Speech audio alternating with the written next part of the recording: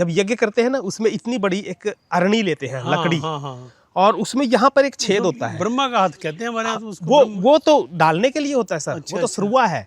ये जो अरणी है, जब आग लगाते हैं तो इतनी बड़ी एक टुकड़ा है, मतलब लकड़ी का, वो रख देते हैं। वो हिलना नहीं चाहिए, वो स्थिर हो जाता है। भले यदि वो हिलता होगा तो उसके ऊपर वजन डाल देते हैं, हाथों से पकड़ते हैं। और उसके ऊपर जैसे ये हमने कर दिया, यहाँ पे एक छेद लगा के एक खड़ी लकड़ी उसके ऊपर, हाँ, रई जैसी। अच्छा। और उसको रस्सी से फिर यूं यूं यूं, जैसे दूध बिलोते हैं ना जी, रई से बिलोनी में डालकर, तो ऐसे ऐसे रगड़ते हैं। और वो जो ऊपर घूम रहा है वो गति में है और ये स्थिर है।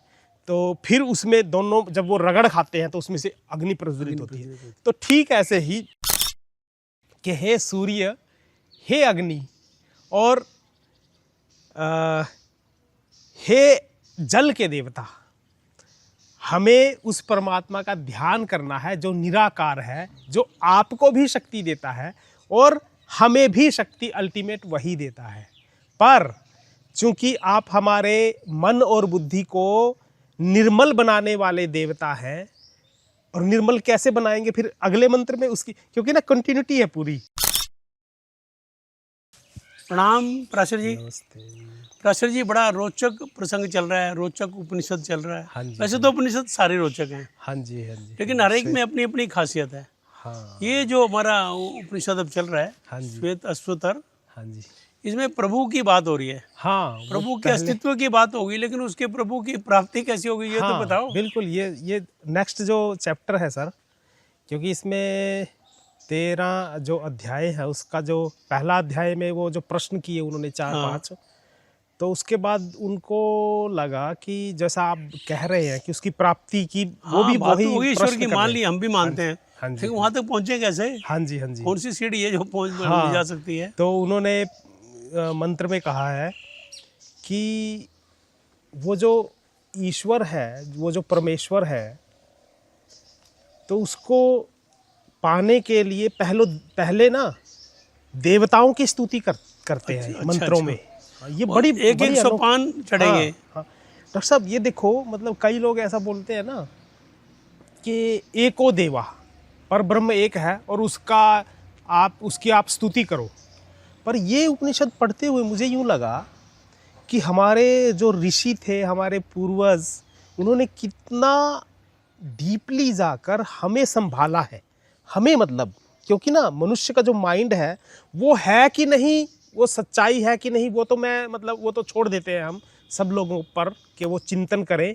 पर उन्होंने जो विधि बताई वो ये है कि उस परमात्मा को प्राप्त करने के लिए पहले देवताओं की स्तुति करो, ताकि किन देवताओं की? जो देवता हमारे शरीरस्थ हैं। हाँ, हमारे इंद्रियों, हमने एक उपनिषद में बोला था ना, हमारी हर इंद्रियों का एक देवता है। हर एक देवता है। तो उन देवताओं को, उनका आह्वान करो, फिर उनकी स्तुति करो, और फिर उनको बताओ कि हमें उससे मिलवा, वहां तक ले चल। हाँ, ये मतलब उसमें एक मंत्र है कि हे सूर्य, हे अग्नि, और हे जल के देवता, हमें उस परमात्मा का ध्यान करना है जो निराकार है, जो आपको भी शक्ति देता है और हमें भी शक्ति अल्टीमेट वही देता है।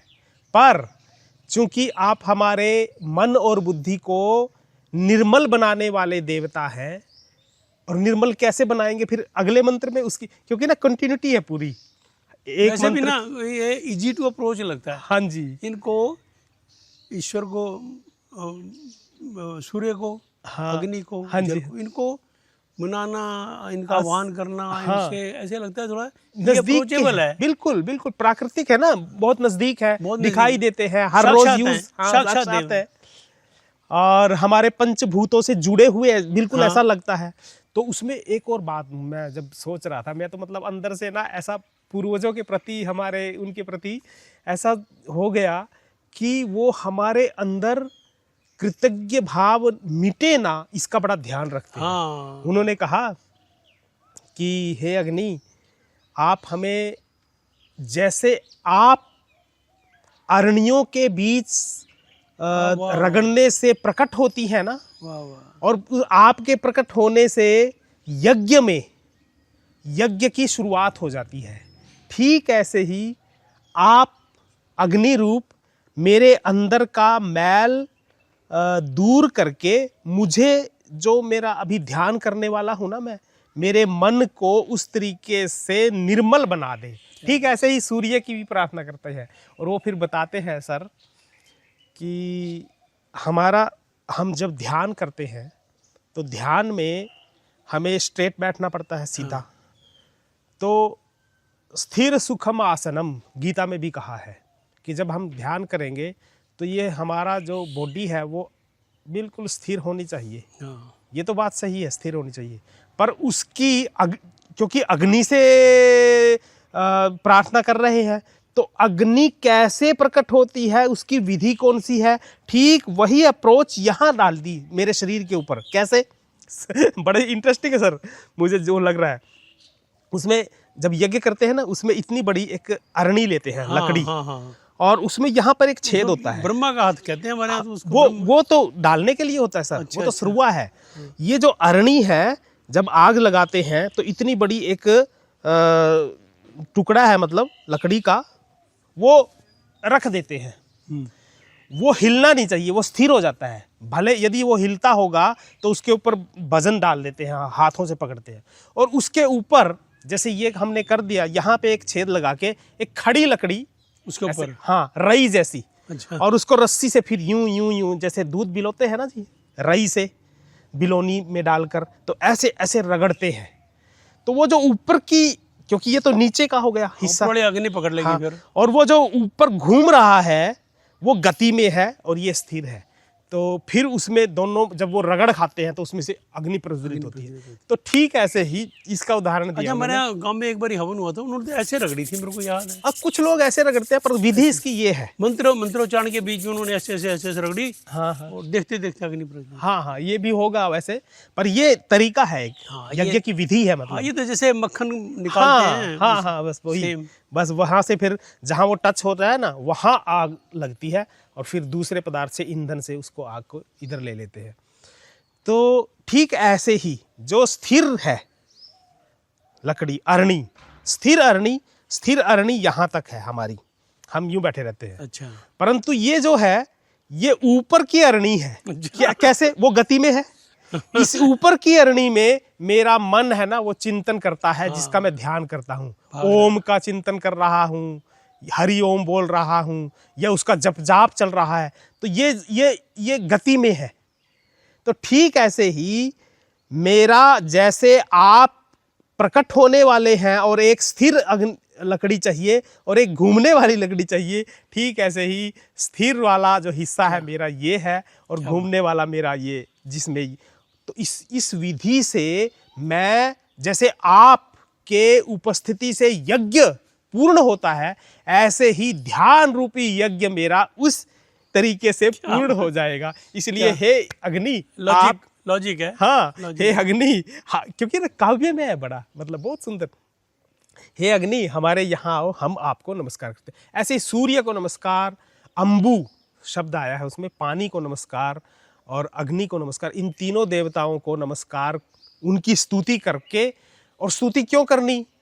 कि मेरा मन इस स्तुति से निर्मल हो जाएगा। और जब तक मन निर्मल नहीं होगा, जब तक बुद्धि निर्मल नहीं होगी, तब तक मेरा ध्यान लगेगा ही नहीं, लगेगा नहीं। सबसे बड़ी बात। हाँ, फिर दूसरी बात मुझे बड़ा यूं लगा कि जो लोग यूं कहते हैं ना कि भाई यज्ञ की भी आवश्यकता नहीं है, केवल आप ध्यान भी करोगे ना, जो हमारी परंपरा है सदा से, और जिस रिचुअलिटी का, मतलब हमारे पूर्वजों ने ना, जो लोग करते हैं ना, बस स्पिरिचुअलिटी होनी चाहिए, बस रिचुअल बेकार चीजें हैं, कर्मकांड की क्या आवश्यकता है, ऐसा बोलते हैं जो लोग, उनको ये ध्यान देना चाहिए। इस मंत्र में लिखा है कि जो परंपरा है यज्ञ की, वो जो ठोस परंपरा है, उसके माध्यम से जैसे यज्ञ करने वालों को लाभ मिलता है और उस जो यज्ञ का परिणाम है वो मिल जाता है, ठीक ऐसे ही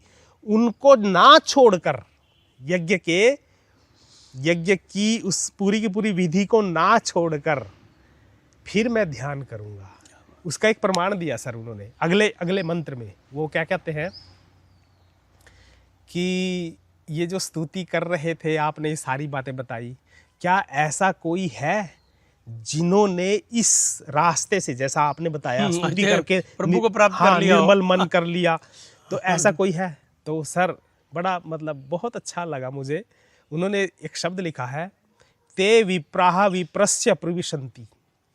वे जो ब्राह्मण यज्ञ कर रहे हैं, वो ब्राह्मण यज्ञ करने के बाद उनकी बुद्धि और मन जैसे निर्मल हो जाता है, वैसे ही मेरा मन और बुद्धि निर्मल हो जाए। किसकी तरह? उन लोगों की तरह। उनमें फिर आगे व्याख्याकार ने 2 बातें बताई हैं।